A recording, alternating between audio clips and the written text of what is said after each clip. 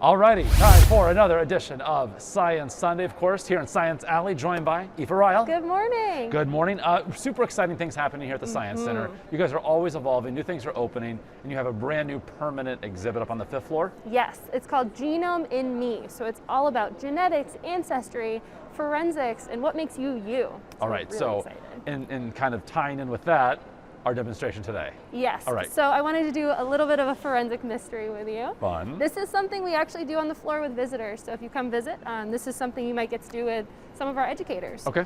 So we've had a little bit of a problem.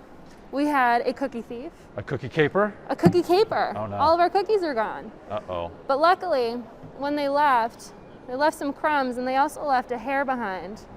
And it was not a cookie monster. I mean, it might have been. We got to figure that out. Okay, gotcha. All right. Yeah, can't put the cart before the horse. Yeah.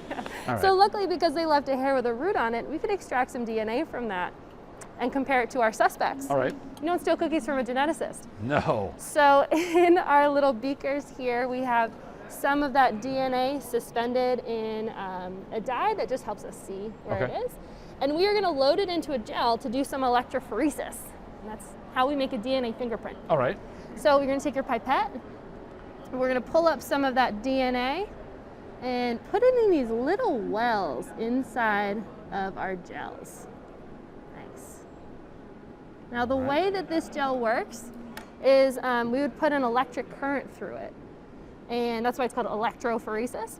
And those molecules of DNA, because they're charged, are going to start to move through the gel. Ah.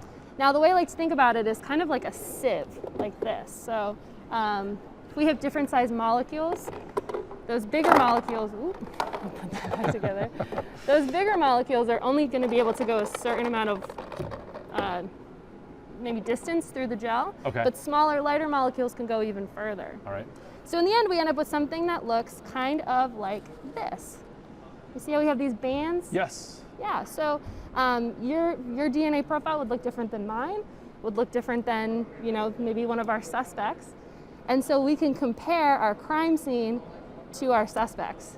So what have we been able to learn about the person who took these cookies? Well, it looks like our suspect B's DNA profile matches up with our crime scene. Oh. So it looks like suspect B was at least at the crime scene. All right. Very good.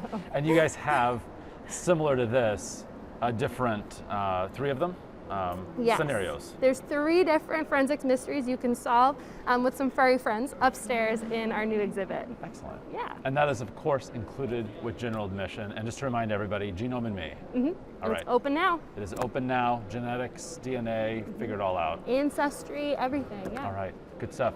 Aoife, thank you so much. And of course, we hope you make the Science Center destination of yours. In the meantime, we will see you next weekend for another edition of Science Sunday.